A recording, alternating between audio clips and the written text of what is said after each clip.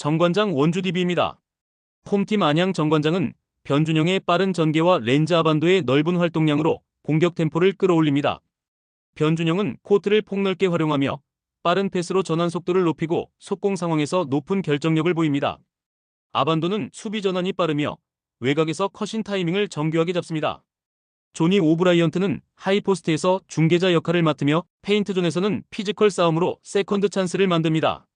하지만 상대의 높이에 밀릴 경우 인사이드 수비가 흔들리며 제공권 싸움에서 불안정한 장면이 자주 나옵니다. 특히 외국인 빅맨과 맞붙을 때 리바운드 경쟁에서 열세를 보이는 약점이 드러납니다.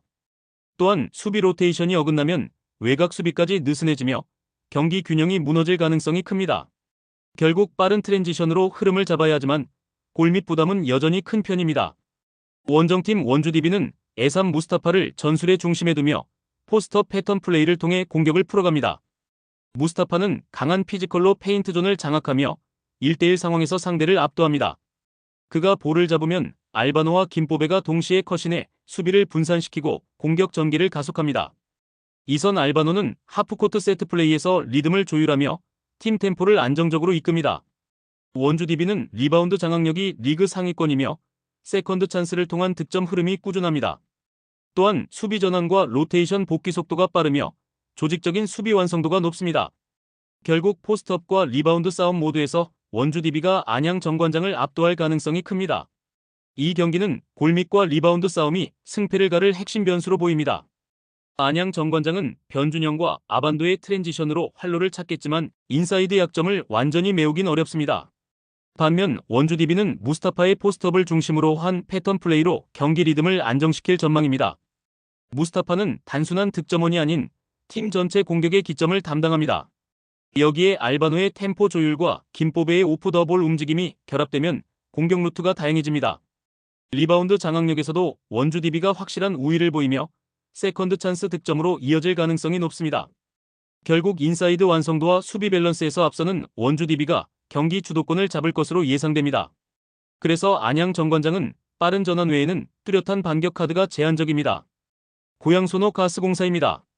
홈팀 고양소노는 포지션 간 스위칭을 통해 공간을 창출하며 조직적인 전개로 공격 효율을 높입니다. 이정현은 볼 운반과 템포 조절을 동시에 담당하며 하이포스트 진입 타이밍을 정교하게 맞춥니다. 캔바우는 미드레인지와 페인트존 사이 45도 지점에서 포켓 공간을 찾아내며 오프 더 볼 움직임으로 수비를 흔듭니다. 네이던 나이트는 강한 피지컬로 골밑을 장악하고 세컨 찬스 득점 비중을 높입니다. 백코트와 프런트코트 간 스위칭이 유기적으로 연결돼 후리한 미드레인지 찬스가 자주 만들어집니다. 공격 템포가 단조롭지 않고 속공 이후 하프코트에서도 완성도 높은 전개를 이어갑니다. 또한 세컨드 유닛의 볼 순환이 매끄러워 교체 후에도 흐름이 끊기지 않습니다. 결국 고양소노는 포켓 공간을 정교하게 설계하며 효율적인 공격 루틴을 완성하는 팀입니다. 원정팀 가스공사는 여전히 라거나 중심의 인사이드 전개가 핵심입니다. 그는 페인트존에서의 피지컬 싸움과 세컨드 리바운드로 공격을 재생산합니다. 벨란겔은 코트 비전을 활용해 코너 스팟 슈터에게 찬스를 제공하며 세트 플레이의 중심을 잡습니다. 정성우는 빠른 돌파와 패스로 하이포스트 공격 루트를 열며 전개 속도를 높입니다.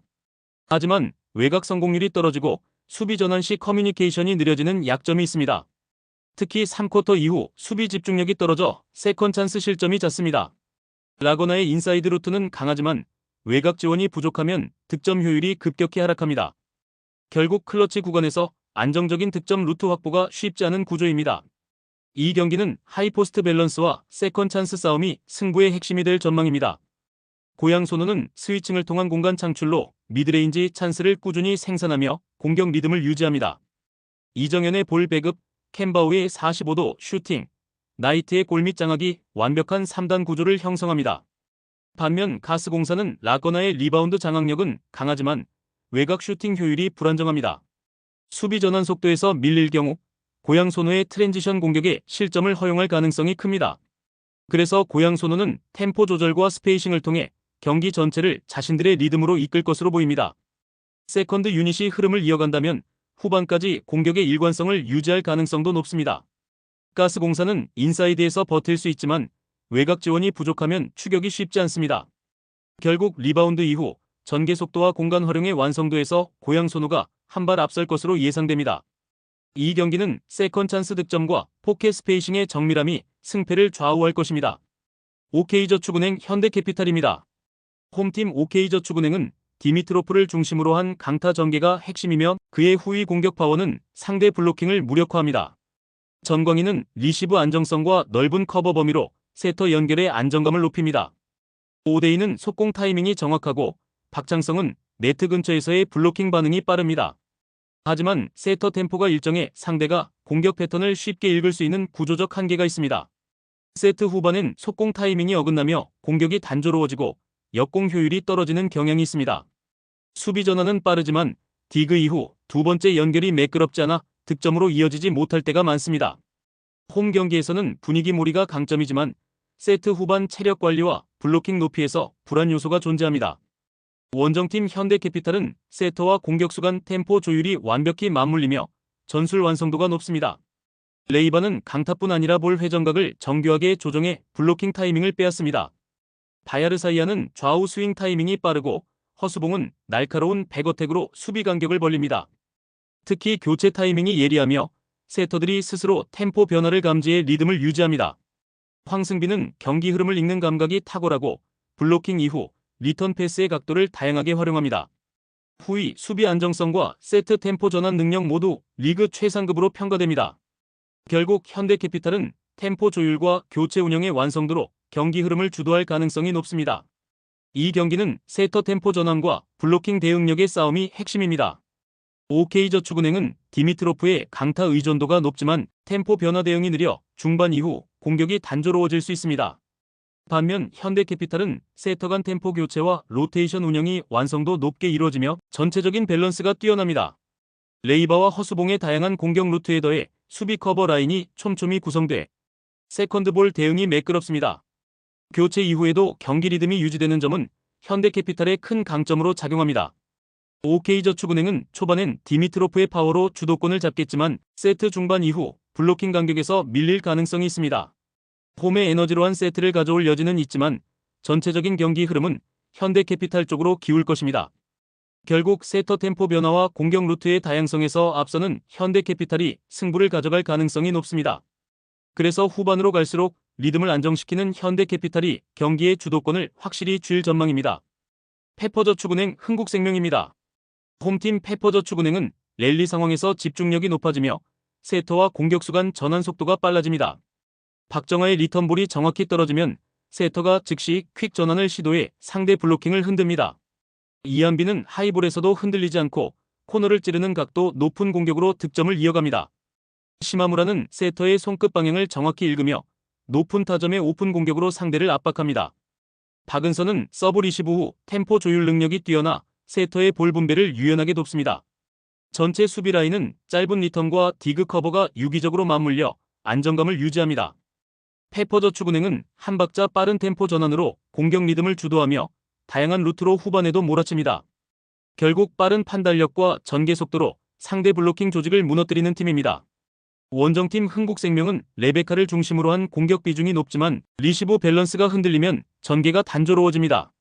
문지은과 김다은의 위치 조정이 어긋나면 세터의 볼 배급이 제한되며 공격 효율이 급격히 떨어집니다. 김수진은 블로킹 타이밍이 좋지만 빠른 퀵 전개에 대한 반응이 한 박자 늦습니다. 레베카는 강한 스파이크로 득점을 만들지만 리턴 커버 가담이 적어 공수 간격이 벌어집니다. 흥국생명은 초반 강한 서브로 리듬을 잡지만 리시브가 흔들리면 세트 중반 이후 흐름이 급격히 무너집니다. 수비 라인의 이동 반경이 좁아 박정아와 시마무라의 연속 공격에 쉽게 흔들립니다.